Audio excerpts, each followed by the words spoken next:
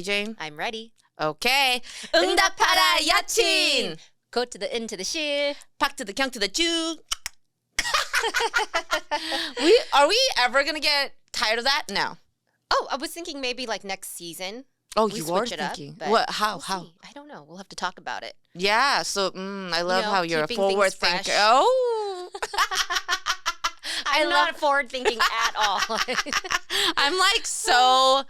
Actually, speaking of not forward thinking, my God. So my kids and I were talking, and he was like, Gavin was telling me, so yeah, we don't have school Tuesday, Wednesday. I'm like, oh, why don't we have school Tuesday, Wednesday?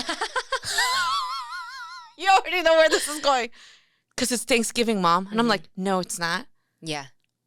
I thought know. Thanksgiving was next week. I wish. But it's next week. It's coming on fast. We have no school the entire week. Why? Do you feel bad for me? We don't need them to be out of school. Why just give them Thanksgiving? I want them in school. I'm telling you. I already had a crazy day for Veterans Day on Friday. Then they're off of school again for an entire week. I was like, oh, Thanksgiving's not till Thursday. Why you gotta be off Tuesday? What?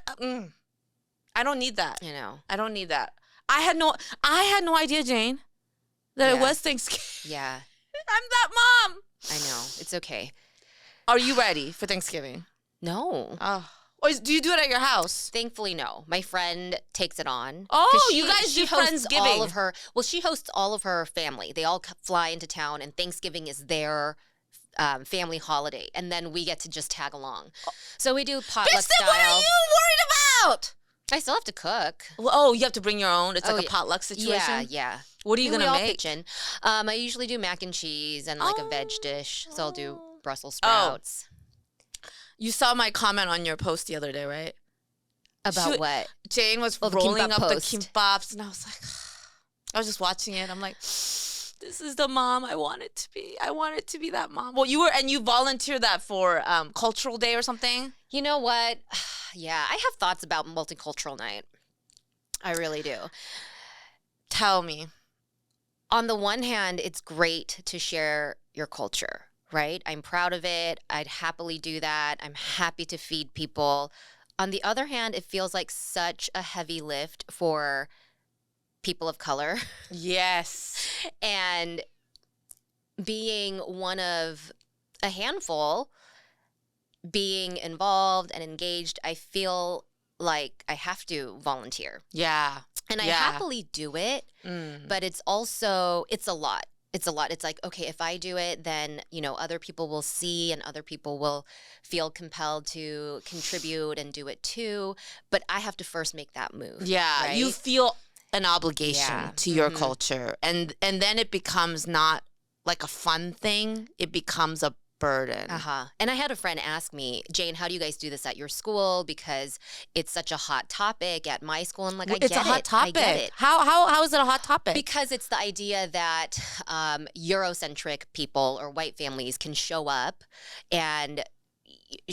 without, and it depends, right? In my community, it's everybody will show up and bring something and happy to share their European roots, which is wonderful, right? But in other school districts and other states where perhaps it's majority people of color, it's all the labor and ask is on those big families, on them. Right? And it's usually a potluck, so it's volunteer families who do that out of their own means, and so it feels a lot like people are being asked to educate on their culture, and not everybody's an expert in their culture. So glad you shared this story with me, because our kids' school had Multicultural Night, and we went empty-handed. Good.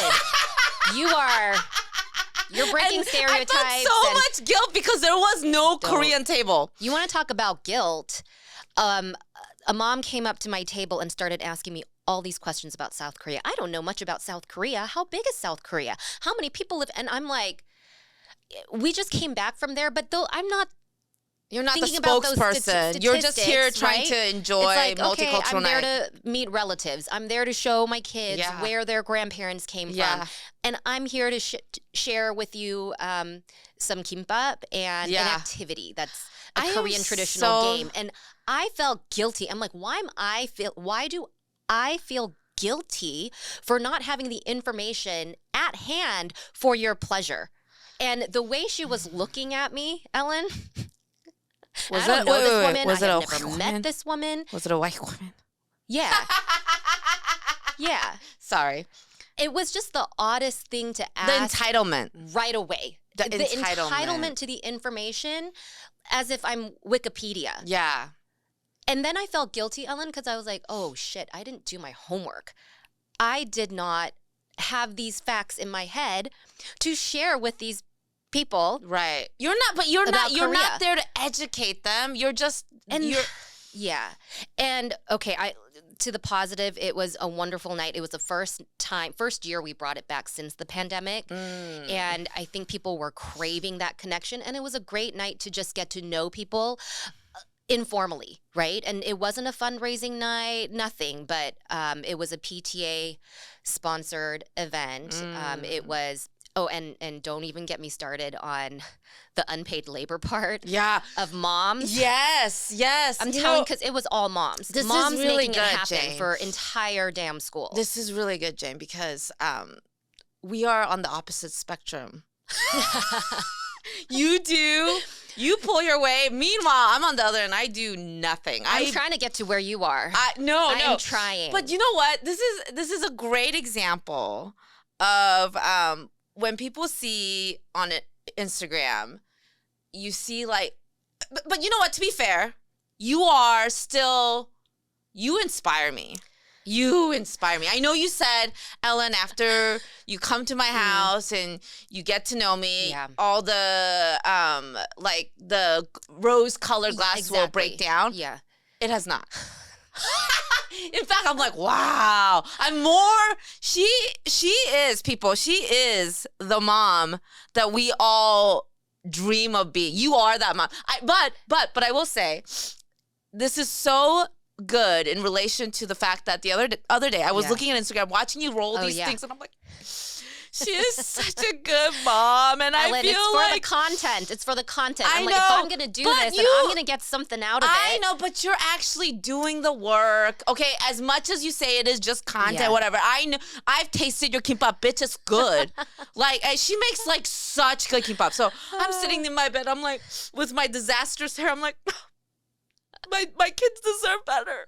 And then you're telling me now, like, the reality of how stressed you were. It was stressful. And how, like, and it gives me so much, like, context now because we went to multicultural night and I felt so bad because I was shocked that there were like 5 Indian tables. But not a single Korean table. And I was like, oh my God, I thought we had the Korean boom. And there's so many Korean people in my kid's school. Yeah. I was shocked there was no table. All the Korean moms good for were them. like me.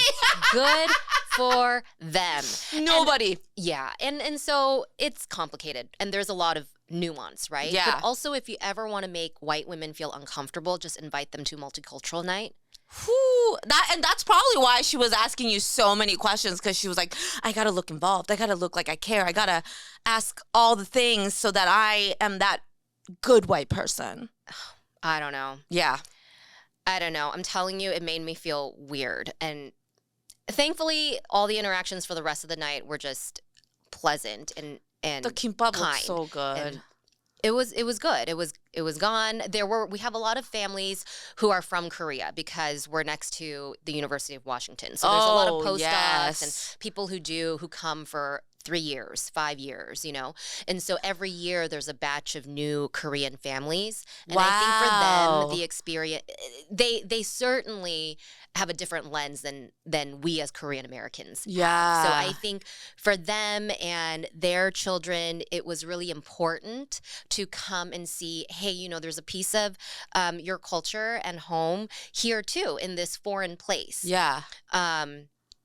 And so, yeah, it was wonderful to meet those families and speak to them in Korean. And sometimes you forget, living here for so long and being American, you forget that when you see another Korean family, that they don't have your same experience. Yeah, especially They're if they just got shocked here. to Yeah. hear you speak Korean because they don't expect it. Yeah. Right. But then once you have that interaction and that connection, there's a bond there. So next time I Right. see them in front of the school, I can, insa or say Oh. hi, and it feels there's that familiarity. And it's in my broken. I was telling my husband, I'm like, oh, I think I'm doing so well speaking to them in Korean, and then and then I'll get caught up. And That's so the words interesting because won't I come feel out. I feel like your Korean's so good. I would never think of it as broken. It's like, when you're trying to ride a bike and you're 더듬거려. going and going. 더듬거려. Yeah, you stutter. Like little stutter here and there. And kind of like stumble over words. But I told myself, I'll get over it, like. But do you think that, see, the trouble is, and we hit on this quite often, you can't have it all. No. You cannot have it all. And so we have to be okay with it. You just have to find. See, I don't do anything for the PTA. I don't do anything for the school. My kids frequently ask me, Mom, how come you never volunteer? I'm like, I like to make sure other people have the opportunity first. But I just don't want. And even my husband volunteers more than me. He loves doing, he goes to the field trips. He does dad. Do you guys have donuts with dad? We don't do that, but that's amazing. I was like, wow, you go you. Yeah. But I do feel like a shit parent. But I'm like, you know what? I can handle that. Free yourself. I can handle feeling like shit. But Jane, what is your vice? Like, I've noticed in our friendship, I'm the drinker. I'm the overeater. I have so many ways to de-stress, which are not good. I mean, it's a miracle I'm not an alcoholic. Because I love alcohol. And I love when I get stressed out, if I just sit there and eat ramen over rice with kim and kimchi, I'm like, my serotonin bursts. But I've never seen you overindulge in anything. What is your vice? I think my vice is just laziness, not wanting to do anything. Yeah, because that's not even a vice. No, though. no. I mean, you just shut down. Yeah, you shut down. Yes, I did sense that. Yeah, it's hard for me when I'm stressed because you go, and then you just get to a point where you're like, boo, shut down. I disconnect. Yeah, I disconnect. I online shop. Yeah. Food used to do it for me, but not anymore because food doesn't. It's so expensive. It's all of my effort. I have to go and get it. But you know what I mean? I could just eat pap. Yeah, I can with eat that. fried kimchi and egg and kim. Just look at me. Just thinking about food makes me happy. Man, I love fruit, but I don't even eat fruit because I have to cut it myself. You I'll do it love for my fruit. kids. Wow. But it's too hard now. You really don't want to do shit. That's my what. vice. That's you're tired. You're so yesterday, goddamn tired. Yesterday was a crazy day leading up to multicultural night. But Bennett has online class, Korean class. Oh, wow. And the teachers are talking about emotions. Every lesson is they're conversational and they learn a little bit of Hangul. And she said, 엄마 방에 있어요? Is your mom in the room? 엄마 어때 보여요? 행복해 보여요? Does she look happy? 아니면 슬퍼 보여요? Does she look sad? Or 피곤해 보여요? Tired? Bennett's 피곤해 보여요. And I'm rolling the kimbap. I'm right across from him rolling the kimbap. And I look at him. 야, 이 자식아, I was smiling why at don't you him. tell her I'm cooking for you right now? I was smiling at him, hoping he would say, 행복해 보여요. She looks happy. I'd be your own kids, I couldn't fool him. Oh. He was 피곤해 보여요. And I'm thinking, do I really? I think that's my vice is hiding, putting up a front. Oh. You know? I think And you will pride is my vice. Pride is my vice because I don't. Yeah. It's hard for me to admit. I can say like, oh, I'm tired, but it's hard for me to say or acknowledge I need help, or acknowledge I'm not going to get to that today, or acknowledge it's okay if Wow, I can't I'm do the that opposite. today. I'm like, I am fucking tired. I'm not going to accomplish anything today, and it's okay. I'm just going to, this is who I am now. I'm telling you, You're going I'm trying to get to where you are. you know, but we did, I will tell you, there is a moment where I felt like we actually did have it all. And it was our live show on 11/11. Mm-hmm. On I, Pepero Day.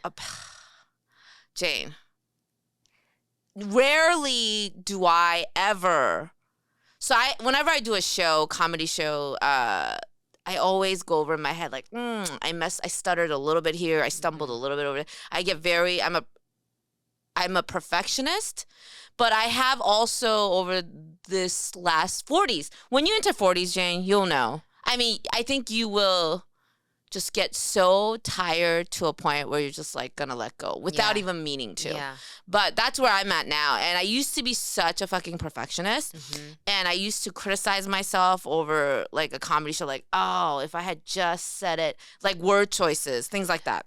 Yeah. Mm-hmm. But our live show recording party / happening, whatever we want to call it, I looked back on it and I thought, wow, it exceeded my expectations. Wow. Did it not for you? Do you say that a lot about your shows? No, never. I mean, sometimes I say like, that went as good as it could have. Yeah. I'm happy with that. I will be happy with that. Yeah. But our show, except one thing that I wanted to ask you, so the girls made me have tequila right before the. These two girls, I don't know where they came from. I don't know them. They were like, okay, I swore off tequila in college. Remember, I think I told you the story. When I smelled tequila, tears streamed down my face. Just the smell of it, because I did tequila so hard. And so, but I had like made a promise to myself, if anybody offers to buy me a drink that night, I will have it. That night, okay. Because for Sarah, like, to get people to buy drinks more at her shop, right? And I was like, okay, tequila. Anyways, but I was fine. And then, but I worried, because when I become on stage persona, I do get louder. And naturally in all my shows, I just turn on. Right. And I think you and I do this, but we haven't done a live show together. Sure. So I was like, oh my God, I hope I didn't talk over you. Like that, I got loud. I think your energy is what we needed that night, because to be honest, I was a little bit stressed because my husband Ben was stuck in traffic the entire time we were recording. Yeah. And he had the clock, and you know, the way my mind works is I just want to make sure that the audience is having a good great time. night. Okay. And I want us to be pros at what we do. And I think we were. Yes. But in my mind, I'm thinking I need this, this, and this to ensure that happens. And Ben had the clock that we were going to keep on the floor to make sure we were moving from segment to segment. So I had all those thoughts in my head. And I think it was great that you were loosened up and bringing the high energy. And live, what I was thinking was, okay, live is Ellen's jam. Okay. And commanding the audience. So I worried that maybe like, I do recall you saying like, I had 5 questions, but I thought that was part of the comedy. Oh, yeah. Okay. It was. So I was like, I had 5 questions, Ellen, and you just like ran over them. So I was like, I think she was joking, and I think we were on the same page. And I don't know if you noticed, but I was also having Bree keep time for me. Did you notice that? I did notice that, but I realized I'm never looking at her. Yeah. So I felt bad for asking her to keep time for us. And actually, what was dumb was that I didn't actually ask her to give me a signal, so I didn't know when I was like trying to make eye contact with her. Kind of like this. Yeah. So then once we got into rhythm, I saw what time we were at, and we marked exactly like an hour. And that's why I had my phone, because my phone, it always shows the time. Yeah. And I had it I think, next to my feet Yeah. on my left side, and I would glance at it a couple of times. Yeah. But I think all the feedback that I heard from my friends was they really, really enjoyed it. Yes. And that's what I wanted. Yeah. You know, and then if it was anything more than that, which I did hear was, you know, it was such a good atmosphere to be among other Korean American women. And there were other Asian American Yes, women yes, there. yes. But it's just felt very a night for our community. absolutely. And Yeah. that's why I wasn't nervous at all. Good. Because even though we didn't know every single person, We felt really like did not. it felt like I knew everybody. You know what I Yes, mean? Because we felt everybody at was home. connected to us some way or somehow. Yeah. Either they follow us on Instagram or TikTok Yeah. or friends of friends. You know, so, and I met a lot of people who had been following us for years. I was actually shocked because I thought that I would see. I kind of had I thought I would see a lot of familiar faces. And I was like, oh, wow, these are a lot of people I don't know. Yeah. Actually, you know the two guys, are they your friends, the husband? I mean, there were a row of wives. Yeah. And then the They're two my husbands. friends' husbands. Yeah. I hope they had, I was like, Oh, they loved it. They loved it. I roasted one of the Yeah. guys, and he literally did one of these things. I was like, like a woman would. But They I were, was like, I forget which order they were sitting, but they Yeah, were our the guy with friends, the hat. Sean and Robin. Robin, I think they both were wearing hats. No, oh, one had glasses and Sean, one kind of. Sean. Okay. Okay. I saw him. What did I say to him? And he was just like trying to turn around, like, you're here, I see you. Don't even try to hide from me. And he Yeah. was just like, Yeah, but his they expression came all was the so way funny. from Bothell and Linwood, and they came so early. They said they left the house at like 4. Oh, they're your friends. They Yeah. were so cute. Yeah. I've been doing comedy for like 10 years. And I've told you this before. A lot of comics go to open mics to test their material. I stopped. And some people think that's like, oh my God, how can you as a comic stop doing open mics? Because my audience is never there. Yeah. When open mics are usually typically Wednesday, Thursday nights, random nights at like 8 p.m. No Korean American woman, mother, Asian American woman that's got a job and kids is going to come out on Yeah. one of those nights. And that's my target So audience. true. And I'm like, why would I test material on white bros? You know what I mean? Yeah, Like, it's a really of bad course it's not going sample. to hit, right? Yeah. But that night, when I saw this room filled with women that look like us, women that have, all the weight, that just enjoying themselves and carrying around drinks and smiling and like, oh my God, like I felt like we were truly giving a gift. Yes. And it was such a good feeling of worlds colliding. Yeah. Like, oh, you're Ellen's sister-in-law and like Ellen's friends. Oh, that's right. My and then these are sister-in-law my came. friends, and these are my friends from my neighborhood. Yeah. And everybody meeting each other. Yeah. That part was so great. I did not expect that our swag bags would not be enough. But they weren't Oh. enough. Well, and then that was what they weren't enough. Like there was more people. There were more people, more than 50 people, and we sold 50 tickets. And apparently, yeah.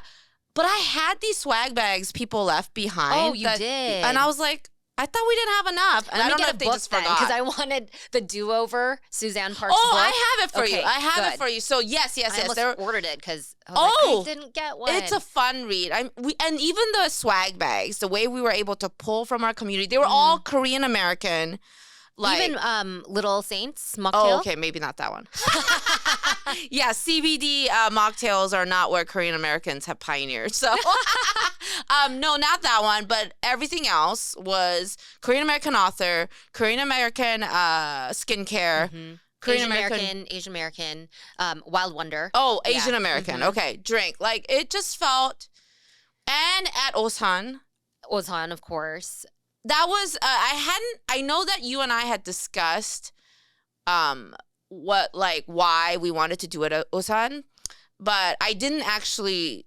I don't know if I told you that Sarah's like having a hard time. It's hard to Yeah, be a restaurant keep owner a restaurant today. doors open. Yeah, And not so, to mention here in Pioneer Square in Seattle. And so I really wanted to end the night with everyone feeling the energy and urging them to keep Osan in their hearts and like try to come out here and support this business like our own. Yeah. So I know that I kind of took over in that moment, and I was like, oh, I hope Jane knows that it wasn't just like me being loud. It was just wanted to make sure people support her.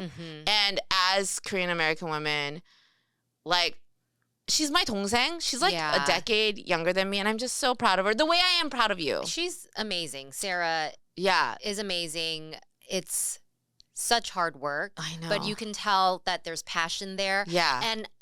And the way that, you know, she was talking about how growing up she was made to feel like never Korean enough. And I hoped that a little bit of that was healed that night. I think so. The way I could truly see in Sarah, like, this is a dream come true. Like, this night, having her people rally behind her and support her for, oh my God, you know what I wish that I had said? Yeah. And there's always like after a show. Always. I should have said this. I did want to talk to about, you know, because Sarah mentioned the bad review she got. Yes.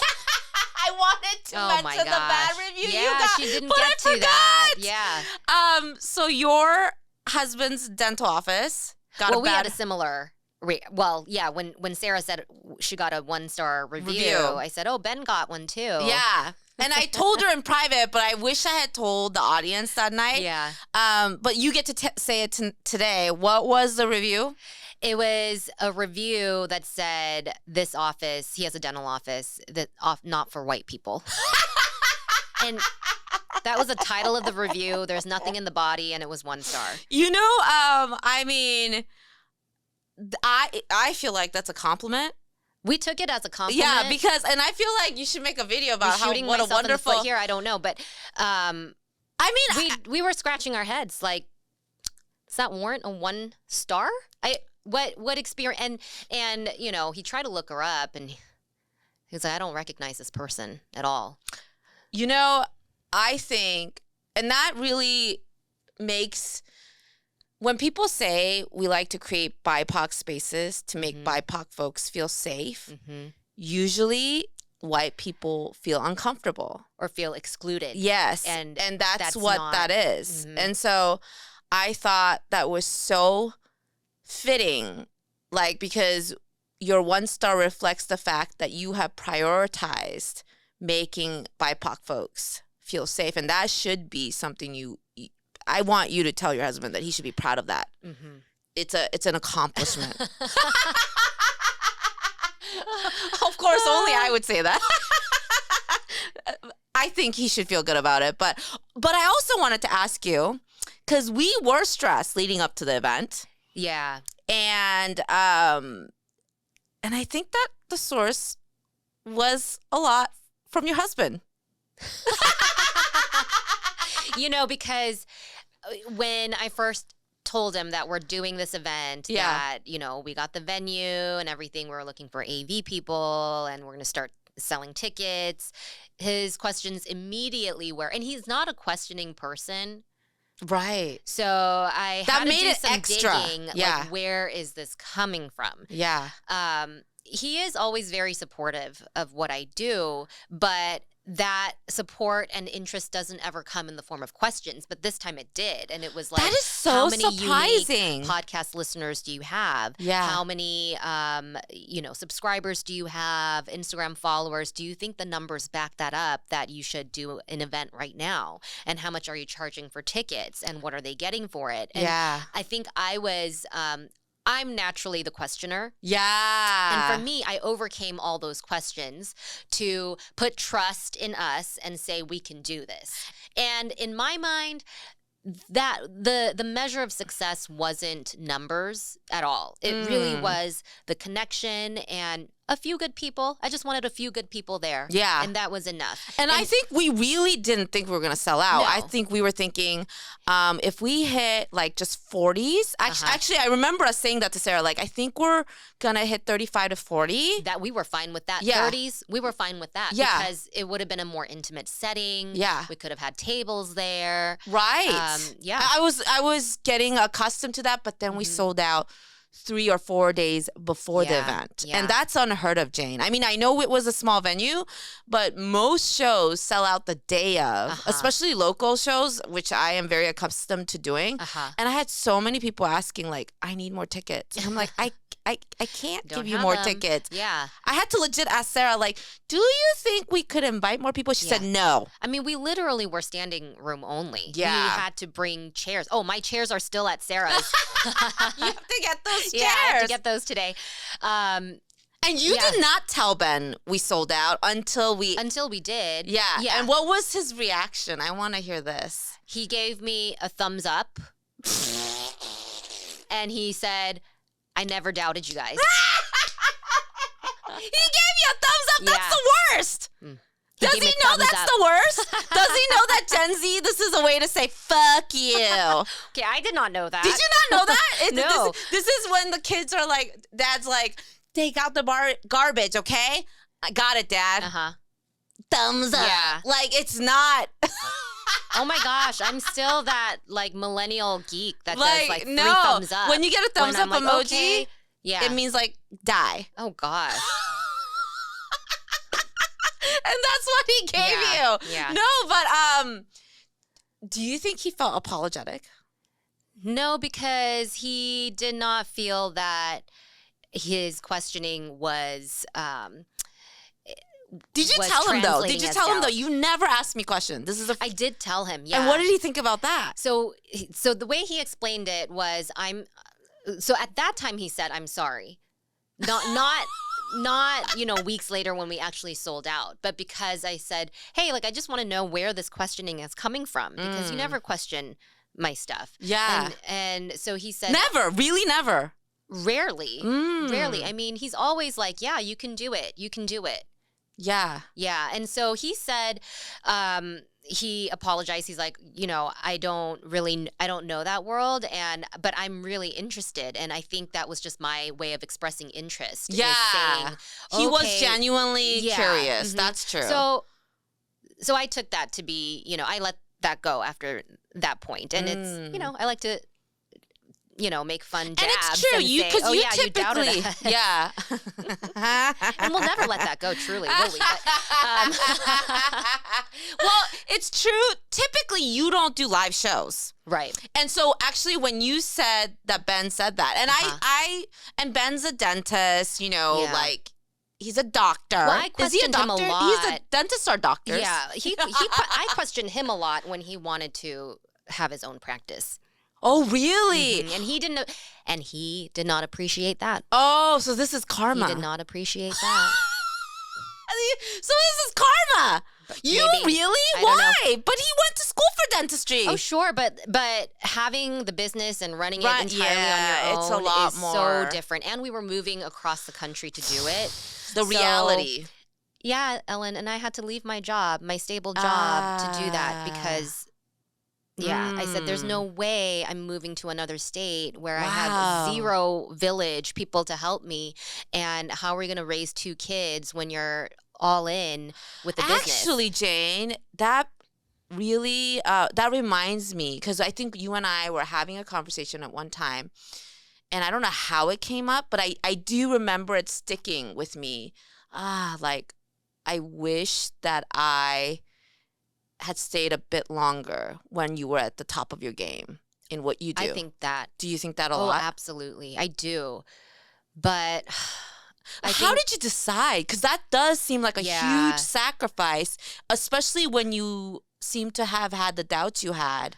I was at the height of stress because our daughter Ruby had a number of health issues, and my job was very stressful. It was in corporate communications and healthcare. It was for a hospital system.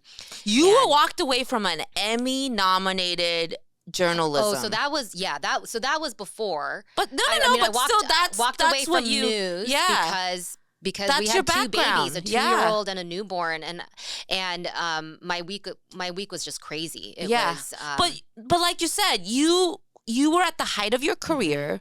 You had established yourself to a point where the Emmys recognize you, and then your husband wants to open a practice, which opens up a lot of uncertainty. Yeah. Did that raise tension in your marriage? It has to have. At that time, no. I think At truly that time, no. I was in survival mode. And so I had let go of, it's stuff that I didn't really go back to think about because I think I just needed, I needed something to give. Yeah. And but I do distinctly remember while I was in the process of making that decision, nobody told me that I would have to give up my stuff. All I grew up hearing was I could do whatever I want because I have the opportunity and education here. Yeah. So that was hard to bear. The decision itself, no, because I need to, be there for my kids. Yeah. That wasn't hard. Right. But, You gave up a lot. Yeah, but at the same time, I don't think I would trade this for that. I do feel that everything worked out in the best way. If you could do it again, would you have wanted to stay longer and then transitioned into this role? I think if I could do it again, then absolutely. Yeah. I think if I had some family there and I had a more viable support system, I would have stayed longer. To achieve what? I would have wanted to become anchor at my station and have a little bit more leverage to possibly make it back to California. And that was the goal initially when I first started out, was I want to go to my hometown station. But life happened and then it seemed farther and farther out of reach. Yeah. And I said, I can't keep working weekends and nights. Yeah. I know I'm reporting. I know like this was my dream, but I can't keep doing that. Yeah, those hours. And then also I raising learned that. kids and being terrified that I don't have anybody that I know very well here. So I have to rely on the daycare system. I have to rely on babysitters that I find on care.com. Being away from home for such long hours and just the knowing that you my took kids such are a okay. leap. It was a leap for your husband. He should be kissing your feet every single day. Ben, do you hear me? This is going to be a tough episode for him to watch. It's okay, Ben. Korean barbecue at my house. I'll pour you the drinks. No, this is why you inspire me. This is, for me, it was the opposite. Like, I actually heard a lot. When I was photographing high school seniors, I had my own business. Yeah. It was always the moms that came to the Yeah. shoots. And I found out these women that came to watch their children get their high school senior photos, and they're freaking out because they're going to be empty nesters. And I was like, oh, well, tell me a little bit about you. And I would get to talk to these moms. These moms were lawyers. These moms were doctors. These moms had full-on career. I gave it all up. I know. And then I was like, oh my God. I know. I don't know if it's the life stage that we're in where our kids are elementary, younger, but the majority of moms I meet, they lived a whole life before I met them and knew them. They give up so much. Yeah, they're incredible. But you inspire me. I mean, and you're my 동생. I'm like almost a decade older than you. No. You're like 2 years older than me. No. Oh, what are you? Yeah, I'm 85. Oh. 1985. I feel so much old. I look at me, I'm like, oh, 나 늙었다. I look at you, you're vitality. You're born in 85. I'm born in 81. Oh. Yes. I keep telling everybody I'm a decade older than Jane. Oh my God, it's just a couple years. Okay. Just a couple of years. But no, you're my 동생, and typically, I'm the 언니, but like, you teach me so much. And I know that you say, Ellen, when Yeah. you see me in real life, all the rose-colored glasses will shatter, and it has not. But I look at you, and you are my steady. Like when I say I'm running late, I'm so sorry, because that's like the bar that I hold to myself. And Yeah. you're like, don't stress. Yes. Don't stress. I knew and you were I need stressing. to hear that. I need to hear that because.